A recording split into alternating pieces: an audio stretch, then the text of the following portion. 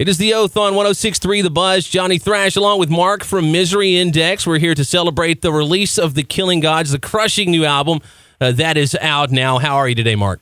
I'm good. How you doing? I am outstanding, man. Now, one of the things, I've been a fan of Misery Index since the inception of the band. I was actually a fan of Dying Fetus before Jason, Sparky, and Kevin left, so I've been following you all along the way. And one of the things about Misery Index is you've always written catchy songs, in my opinion.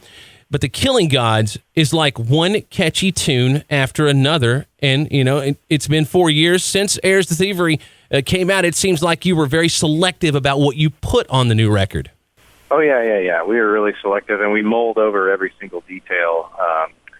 And we took a lot of time on it, I should say. And yeah. But, as far as the songwriting goes, it's sort of like we've always taken a stance of like sort of a pop sensibility or rock sensibility when writing songs. Just we don't really just want to wow you with a bunch of sweeps and blast beats and things like that. We're actually we want to use those devices and build a genuine catchy song out of it. And I think we do that pretty well. We sort of have been refining that over the years.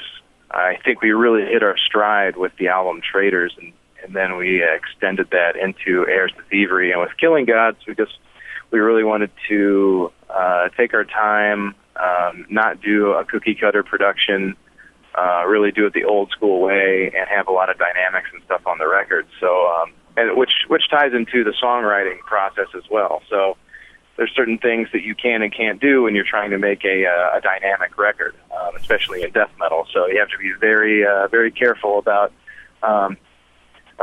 everything being on 10, yeah. so to speak. Yeah, when everything's on 10, nothing is on 10. So we had to be really careful about what we put in the songs and how dense we packed the music. Because on Heirs to Thievery, it was real dense.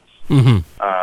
And that was cool. And in 2010, I think the production and those kind of songs did well. And now it's in history, and people have it in their memories and stuff. We can play those songs, and they're cool. And I'm not downplaying that record at all. But Killing Gods is just far superior in production and songwriting. Yeah, it's very, very clear, man. Did y'all record on tape, or did you go ahead and do it digitally, but with a little bit of more of an old school mentality? Yeah, well, we did. We went straight to Pro Tools. We probably should have gone straight to tape because we really could have. But we did it in Pro Tools sessions, and then before we sent it to mastering, it went to tape. Okay. Yeah, well, and you can hear that too. It's pretty warm sounding. Mm-hmm. Yes, it's very, and it seems like the new record label, Season of Mist, they probably are like, hey man, just do what you do something quality, and they gave y'all a lot of freedom, huh? Well, we had a lot of freedom with Relapse too. The only restriction that we had with that label was we were on this, which is kind of typical of American labels, is this 1.5 to 2 year album cycle, which is just a breakneck pace, and it's fine. I mean, I understand the logic behind it because when you're building a band, you really need to get products out there and always stay fresh in the public's eye, and the best way to do that is to get records out. But that's just too fast. I mean, the bands that adhere to that kind of schedule, I feel like the product that they're putting out suffers. Yeah. And I'm not talking about any individual band, but I think just in general, that process makes the album suffer. So we went to Season of Mist, and they honored what we thought we needed to do, and we took our time. And that's pretty much plain and simple. We took our time on the songwriting, we took our time on the production, and we made sure things were the way they should be. And so that's what you hear. Yes, the results speak for themselves. Now, lyrically, one of the things about The Killing Gods is it doesn't seem like it's nearly as political as some of your other albums. Was that a conscious decision? Well, kind of. The creative process sort of feeds on itself. So we start off with a bag of riffs and some general ideas and some kind of cool song titles and stuff like that, and we work from there. And they sort of inspire and re-inspire and re-inspire, and it's sort of a refining process that happens. So, we wanted to do. We always had in the back of our minds that we wanted to do some kind of like theme album, like something that had a narrative and a storyline, something that we could explicate the things we've been talking about for years in a different manner. It's sort of like a story. Like I don't know, Queensryche Operation Mindcrime, for example. Yeah. Something like that. So basically, we wanted to do that, and we knew the vinyl listeners would be into that. Yeah. Because they're into dropping the needle and letting it run. Oh, yeah. But the digital age, we didn't know if the attention span would cater to that or allow for that. So because we had that sort of indecision and we never really came to a conclusion, both products emerged. Okay. So what you have is more of a Rush 2112 type thing, where the beginning of the album is this very thematic type thing, and then you have more individualized songs later. So we do get into more like traditional lyrical approach on the later songs, and then the first half of it does what I was talking about, where it's what we've always been talking about, spoken through a narrative. So the album moves sort of from a metaphysical route to the physical problems. Okay. And there's a transition from metaphysical to physical with a brief sojourn mid-record into our juxtaposition in that bigger scape. Okay. Now, the last couple albums that you've written, though, you've written them far apart. Has it taken a little while for you to kind of get into that, and now does it seem like that is the only way to do it? Since you're also spread out across the country. We actually, when we did Discordia, I just joined the band, and man, we jammed in a practice space probably like 4 or 5 times a week. Uh-huh. And so we did a lot of jamming. So we really hammered all the stuff that we needed to hammer out as a band. So we do have some distance. We get together, like a week before a tour and hammer it out every day like we used to. And but we do most of our writing on our own, and we pass ideas around. We talk about them on the phone. When we get together, we kind of work them out and that kind of thing. But I really think the distance has actually sort of helped the songwriting process. Okay. Because I feel like you're forced to think about what you're creating more, rather than just, I had this really kick-ass idea, and so we can just go jump into space and play it. Yeah. And then all of a sudden, that was really neat, so now it's in a song. Okay. And it goes through a different kind of refining process where, you just, you're polishing that song as you go along versus really thinking about what it is you're putting into it to begin with before you start doing all the other stuff you do to craft a song. Was there ever any concern that you might overthink things?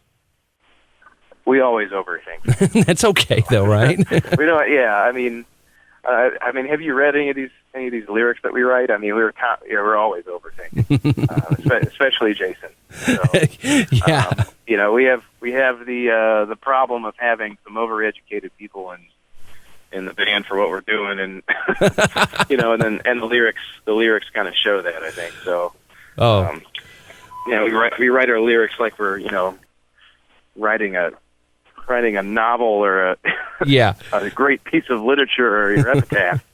I would expect. In a way, you are. So we take it seriously. We take our culture seriously. We take this seriously.